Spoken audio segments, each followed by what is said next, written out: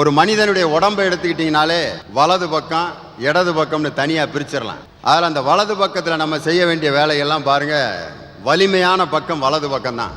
ஒரு பெரிய வெயிட்டை தூக்கணும்னா அந்த வலது கையில் தான் தூக்குவோம், இடது கையில் தூக்க முடியாது.